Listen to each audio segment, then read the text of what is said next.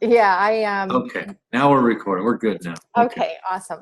So basically, to me, it's kind of the same thing, just making sure that I'm not going all over the place with this, but understanding the project and the behavior. Um, I'm trying to narrow it down to what specific behaviors we're looking for as far as these particular learners, and trying to be able to document it. And we don't have a lot of evaluations already set. Okay. So, for example, I know that there is an evaluation at the end of the whole course, which is kind of what I had portions of that. I'm looking to see how do I adjust it to add more stuff to it. But I don't see anything that has to do particularly with behaviors, because we're not the employer. We're training them to be able to do something when they get to their employer. Mhm. So that's kind of my struggle with this particular, I would say, instruction, because since we don't see them after, but I like what chapter 7 says, is that the authors themselves work with different people that just kind of go on their way, and but they still follow up. And we do the same thing. I'm just so new at that process, and there's nothing concrete yet. So we're kind of playing through this. When I make a phone call and say, how is it going? Are you still at the job that you took, a year ago? And how things are going. We don't really have an evaluation in black and white. I would love to have something like that so we can make some comparisons, but we're not there yet. The one thing I would say, I think, as far as an actual behavior, would be from when they started, not knowing what a professional is, from timeliness to appropriate attire to appropriate language, even all of those things. My problem with that, even though I do see the change in them, even in class, how can I document that even a month from now, or 6 months from now, or even a year from now, other than maybe what I can visually see when I'm, I would say, well, because we actually interview them before they're actually accepted into the program. When I interview them, and then when they graduate, that's pretty much the only visual. There is nothing documented per se. Okay. So I'm trying to see where I can find that behavior. A behavior can be measured while they're still with you. Okay. So that's very possible. Like a typical, I always fall back to, I used to train people how to solder circuit boards, things like that. And the behavior, they would actually solder a circuit. They would actually do whatever the activity is. Okay. So okay. it would be, and that's actually how we put it in the instructor guide, do, D-O, do. Right. Yeah. It was simple for clarity. So you could, it sounds like, and I don't know the complete classroom that you're in, but it sounds like you could run scenarios and role playing. We do that. Then right there at the end, you can have a role play with a specific scenario. Then you have a checkoff sheet, if you will, of the different behaviors. Got it. How well they applied it. We used to call them in manufacturing anchors. Okay. So you can call them anchors. You can come up with whatever name you like, but they are the specific behaviors. And then you can have a rubric if you like, how well it's done, 1 through 5, just like a Likert scale, or you can just be yes or no. It was applied, not applied. So it just kind of depends what fits your situation the best, what would help your students the most, and give you the greatest amount of data for that. Well, as we were talking about this, it's interesting because I just thought about something. So there are a couple of things that we'll do. We'll do a role play where we have a customer and a teller, and we're listening to the conversation, and we're looking for, I am looking for in a session where they will greet the customer, they will ask them about the transaction, And then they are supposed to talk to the customer about not just the transaction, but also about a particular, let's say, product that the bank is, fictitiously promoting. So they'll talk about, so have you heard about our, high yielding certificates? And that kind of thing, what we're looking for is for them to use the appropriate verbiage, the appropriate terms, the terminology. It's as silly as they not making the mistake of using the word checkings with an S and just saying checking without the S. Right.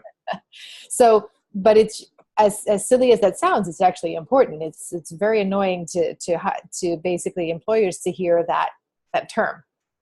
So the misuse of the word, and they're very critical about that. So we're on top of that, as silly as it sounds. But when those are like, I would say, 1 through 5, where they use the appropriate terminology, they brought, I would say, they brought the promotion at an appropriate time. This is not, like we're going to throw it in their face. It's just practice as to when it's appropriate and when it's not. Right. So I think that would be part of the behavior, because they're expected to incorporate that in a transaction. And that's what they're trained to do. So you're already using anchors. Correct. To find if they're, so write it down so it's helpful. Yes. Yeah, definitely. Yeah. As I'm talking about it. The other thing I found that was really interesting, and I would like to, I'm looking at, not so much, it wouldn't be considered a job aid per se, but what I'd like to introduce in my next class, which starts in November, is what I would use kind of a support as we're going through this chapter, to reinforce certain behaviors. Like I said, dressing professionally.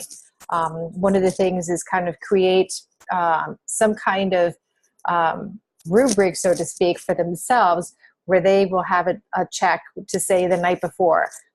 For the gentleman, is my tie ready? Is my shirt pressed? Is my jacket, all this time, my shoes polished? Because those things are not second nature to everybody. And so they'll, I remember one of them said, oh yeah, it was like, I forgot about laundry day, and it's like, as weird as that sounds, you do get that kind of excuse. Right. And so, I'm thinking that having something like that, just for them to get started with it, it's not just, it's just a reinforcement, because sometimes it's a reminder for them that these are important things. And then at some point, we hope that by maybe the 4th or 5th week, it's not something that they have to go to each and every time, and if they do, well, then as long as it helps them get to the class with everything they need, it's done. So that I'm looking to be kind of part of the support, any kind of support for the student and this particular project. You know how you map all of your content to your assessment. So in a nutshell, you're creating a checklist for them. Probably some type of infographic to show them what's acceptable, along with a rubric, because if you just give them a text rubric, it's not going to be that effective unless they have the visual to go along with the infographic. And all that then ties into your behavior anchors that you write for your level 3 feedback. So it all flows in together. Yeah, that's really helpful. And as I'm kind of putting that together, I think that will work well for my students as we go along with this. Is just adding more stuff to it. Yeah, and we have a lot of these great ideas, but it does take time and effort to get them done. And sometimes, and those are both finite materials that we have, especially time.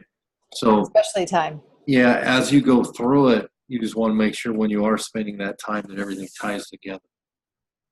Yes, definitely. So I put all those together as far as, like, as you said, kind of like a visual with the text, so that they, again, have something to go to, because they're not going to be walking around with a 1.5-inch textbook and refer to the pictures of, what is appropriate professional attire and such. So a little sheet they can put by their closet door or something like that would be more than sufficient that they can work with. And I think it'll help those who are just not used to that process. Because like I said, now as far as the other behavior, which is the actual interactions, that would be, again, a rubric, so to speak, that will talk about, using the appropriate language and terms and the timing, as far as talking about products, how they addressed it, how do they react to, rejection? How do they, handle, oh, no, thank you. And how did they wrap it up if they got an agreement to talk about that particular product? Because they get both, they get both scenarios. They get a customer comes to them and they say, no, thank you. We just want to hear what their reaction, how they handle that, and how then they proceed if it's a yes. So it's random, but they get them at some point of the interaction. Okay. So then that's good. So that is your level 3 evaluation, the scenario with your rubric or anchor sheets or whatever you want to use. Yeah. Now, Jean was thinking about doing some on a leadership training module that she found, and you can also kind of take that same perspective depending on how the training module turns out. You can use a rubric with those anchors as well, because let's face it, leadership, there are certain behaviors that you simply have to portray as a leader. And you can define those and have those in scenarios as well. So that's one way to have a level 3 for leadership evaluation as well, even if it's online or face-to-face. You can still do that and have those behaviors that they have to display. Mm-hmm. Okay. And if anybody's doing anything for sales, that's a big deal, all the way from how to shake a person's hand to, how to start that conversation. All those are behaviors that, that we do as the bottom line. So we know them and we can put them on a sheet for an evaluation. And I personally don't like the yes or no. I like the scale, because we've all seen that person who goes through the motions, but they don't do it well. Yeah, you could tell. You can tell it's not authentic, I guess, would be the best thing to say. You tell, okay, this is just a script that this person's going through. So you want to be able to mark that out with your Likert scale as well. You say, hey, D. Michelle, you hit all these points, but man, it was robotic, or something like that. Or, you know what? I felt that you felt that this was genuine, because anything, especially for your banker folks, authenticity is a big deal. It is, and having come from that environment, I can sense the difference also. And it's interesting as it is, even though they're all students and they're role playing, because they're those who really are kind of jumping into that persona, which is the whole idea of the role play. You get those who are really genuinely interested in understanding what the product is and how to present it. Others, on the other hand, are going through the motions, which is what they're going to do in the bank. You kind of see it already. It's like, hello, okay, you want this in 20s or whatever, how the money is. And the next thing they do, or sometimes too early in the transaction, like, oh, so have you heard about our certificates? And the other person will say, yeah, I've heard about it already. Oh, okay. And that's the end of the conversation. First of all, the timing was not right. The attitude was not right. The whole thing is just falling apart, and it's uncomfortable. It's as uncomfortable for the classmate as it is for the environment. It's like, what was that all about? So, and that happens in a banking situation in real life, where people are taught to do something, but they don't have the right process to understand the appropriate timing. Sometimes it's the right time, sometimes it isn't. And how how do you present it each and every time for the customer so that those who are going to benefit don't miss out? But at the same time, how do you handle the rejection? And rejection is Right. not always a bad thing. Rejection can lead on to other opportunities. It's just knowing how to handle that appropriately. And Right. and so that's kind of that scale where we look at, instead of a yes or no. So did they ask the question about the product that is on promotion? Yes. Well, that's not good enough because they asked at the wrong time. Right. So they said yes, and if you mark everything yes, you would think that he gets a solid 10, but that's not always the case. Mhm. It has a lot of stuff. It's got a lot to do, like you said, in sales. There's so many different things that come into play that it's not just presenting and pushing a product in your face. It's really about delivering a service And now if customers need. you use a Likert scale, now you have a teaching tool as well. So it's not just an assessment; it's a teaching tool at the same time. And I like to use things. If I'm going to spend my time to create something, I like to create it so I get at least 2 or 3 uses out of it, different types of uses. So now if I have this evaluation, this assessment, I can use it to teach the person exactly where they went wrong, what happened and why. Yeah, you did say this, but it was at the wrong time. It should have more, whatever it is. And now they have a bigger chance of succeeding. So you just turn, Yeah. yeah, Which is what you want. I mean, yeah, obviously, it's not. I think that's the most important thing as far as instruction is for them to be able to use the knowledge that they've acquired to succeed. It's not just to get them mechanical, just to go right. through a process. It's for them to apply it, be comfortable with it, really, just make it part of their daily routine so that they can succeed in their role. Right. And behavior, the classic definition of learning is create a change in behavior. So if you're measuring behavior, use it as an opportunity to change behavior.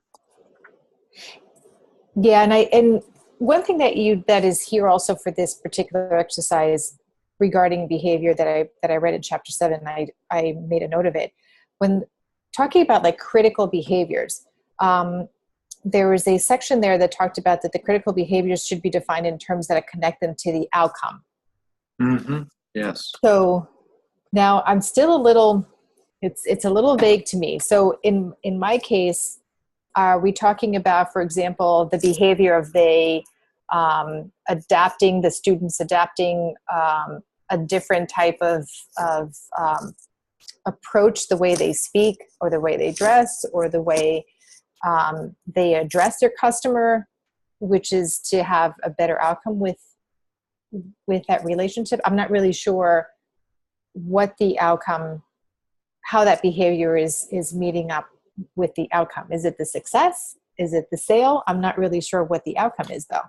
And that's for you to define within your program, Okay. because what is a successful outcome that you want? So once that's why it's confusing, because they can't define what that is for your scenario because they don't know. Okay. And I Yes. have to be able to define that. Sure. Okay. Yeah. So once you're able to makes sense. define it, then the behaviors and the outcomes. And remember, performance is behavior plus outcome. Okay. So outcomes plus behaviors equals performance. Right. Okay. So by tying those together, the outcomes and the behaviors together, you've just created the maximum opportunity for performance, high performance. High performance. Yeah. Yeah. So that's how it all just kind of, they use that to kind of tie that together, and that's what they actually mean. Yeah. And that's when we have our students meet the expectations and hopefully exceed them as well. Yeah. The outcome is for them to meet it and hopefully exceed it. That's kind of ultimately the idea. Okay. Yeah, absolutely. But that's why some of the stuff that anybody reads here, you might be left questioning a few things like that because they can't come to that conclusion because that's yours to come with. because it's very personal to the trainer, the organization, and the or business that they're going to be going to. So once you define that, everything kind of falls into place a little bit even better. Okay, this definitely helps me. The one I'm not sure though. The one other area here that talked about the required drivers. I'm not sure where those actually fit on this project, because we were talking about, if I'm looking at the content, there is a section where describing the description of the process, and then the timeline and all of those details, the instruments and the instrument description. So in the instruments, I'm thinking what we just already discussed, which is basically how we're going to measure it. So in your case, it would be the rubric, Right. Anchor sheet, whatever you come up with. That would be the instrument. If there's an instrument already available, use it. That's fantastic. If there's not, then you have to create it. But then we have to create it. Okay. And then there's the analysis of that particular process, which I do understand. But I found that the one particular area that I thought was actually really great was the required drivers, which it talked about the monitoring, the reinforcing, the encouraging, and the rewarding. Mm-hmm. My former employer had that. It was very marked, very clear, how those were from the training department, how the branch managers, assistant branch managers, supervisors were supporting the new platform team, and how we supported the new employees and all of that, and how they were rewarded, whether it was by kudos with group emails or whether it was a luncheon for the team if we made certain goals. So there was all these reinforcements of positive behaviors. I'm not sure how that fits here though, because other than setting a really high expectation for them to meet this, we don't really do the, encouraging or rewarding. I haven't seen that. Okay. No, it's just set kind of like, this is what is expected of you. I do see though, a lot of, when they're not dressed appropriately, when they don't show up on time, it's like they're on them. There's more of the punishment and bad consequence. There isn't much of the reward. That's one thing I've noticed about the program. Is that something you'd like to change? It's hard for me to say. I've been there for literally 5 weeks.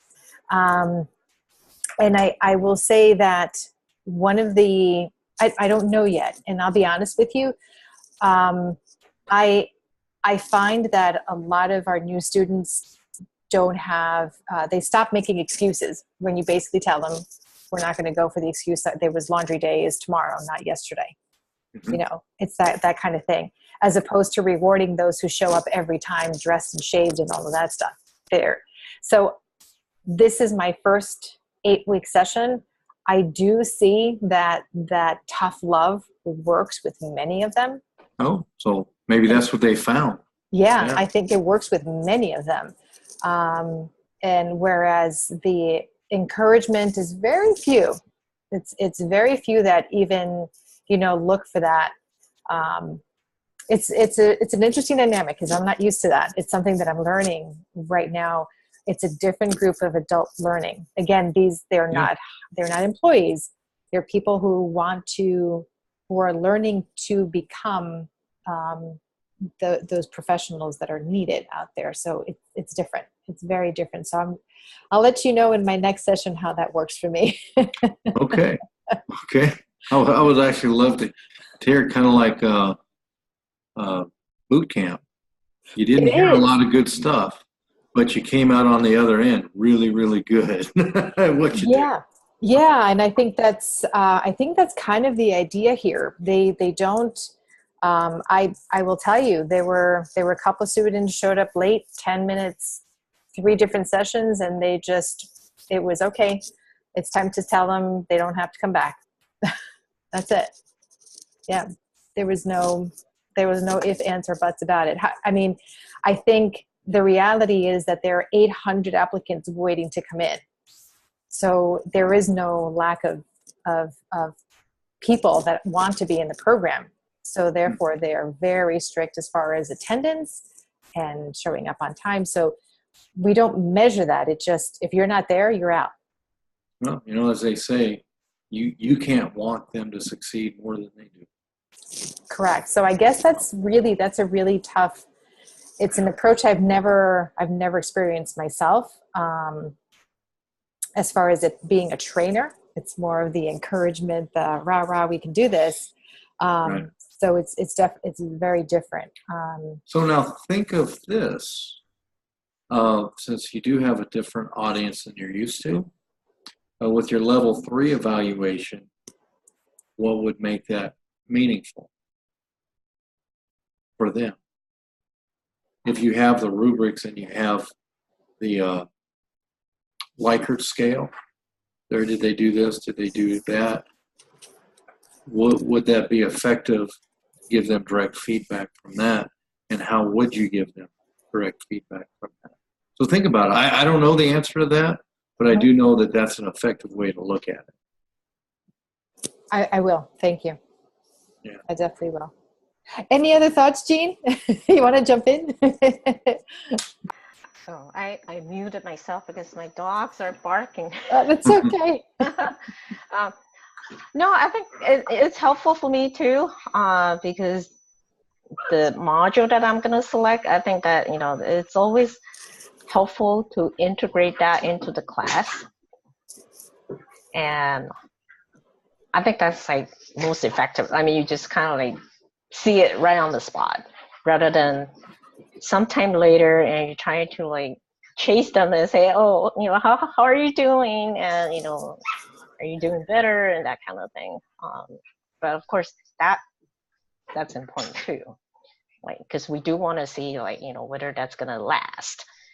It's not just like in class, yeah, I'm doing it, but, you know, after class, I'm done and just kind of forget about it. Yeah. The follow-up, sure. Yeah. So follow-up is still important too. Yeah. Mm-hmm. Absolutely. Sure. Yeah, I find one of the things that I do value about our conversations is the fact that I've picked up so many different things from, you know, from Connie and from Eugene that I'm like, I never thought about that. Now that I think about it and come from your perspective, again, from, you know, leadership, if you're talking about leadership, we find in our groups that there emerge 2 or 3, 4 maybe leaders that when we put them in groups, you'll see just them spring up when they start leading the group. Right. There's always that, and sometimes the leaders are not the ones we want to be leading the group. They're just being dominant. Exactly. Yeah. They're being dominant as opposed to leaders. And that makes a huge difference in the outcome, where it's something like amazing to behold. Just like, wow, how did they change the attitude in that whole group? How did that happen? But it's as a new instructor with this very, very different group of people, which I'm enjoying immensely. I am learning a whole lot as far as also being able to stay within certain parameters of, like I said, tough love. But there is encouragement, I think, when they see the results in their exams, for example. They're recognizing how much they've learned, and that gives them a huge boost of confidence. Like, oh, I never thought I could even understand this. I had one of the students just say to me how her mom got a bunch of, you know, fees in her account, and then she reviewed everything and she told her, it's like, Mom, well, this is what you're doing wrong. Here, let me help you. And they figured it out. And it's because she learned it in class. And that was a really, to her, that was like, wow, I felt like a banker already. My mom was so proud of me that I'm learning these things. Another one helped a friend of hers set up her online banking, just because they understood what a pain it was for them to go to the bank. So she just said, here's your mobile device, put it on there, take a picture, you're done. But that's because we discuss all these things in class, and she just they're already being empowered. We're not measuring that other than they sharing it with us. So I would love to be able to have something where they can share that with us, you know, what their experiences are. So we'll see if I can get something before this wraps up. It would be fun to read. Yeah, it would be fun to read. All right. Well, this leads us to our end time. Any last thoughts before we go? Very helpful. Yeah. Okay. Well, I think you're both on a good path for the assessments that you're looking at. From what I've seen in our discussions this week, everybody has got a good sense of where they're going with the level 3s. And like we talked at first about it was the bank one, right? That it may not really match up, may not be thorough enough. As far as the scenario in the not your bank day, Michelle, the scenario in the from the book. The book. From the book, yeah, that bank scenario, yeah. So things like that. So in the discussions, just keep keep digging further and further and further into this, because as we have those conversations in there, things spring up that maybe we wouldn't have thought about to make it an official part or piece of the discussion, but things do come up. There's a lot of great perspectives that people bring in. So I appreciate that about everybody in class, the different perspectives. Yeah, I do too. Yeah. So with that, have a fantastic night, and thanks for showing up. Sorry about the delay from this morning. It just didn't work on my end. That's all. No excuse. It just did not work. Yeah, this worked out okay. All right. Well, thank you guys. Good to see you, Jean. All right. Good to see you. Bye, Jean. Bye, Jean. Michelle. All right. Bye. Bye.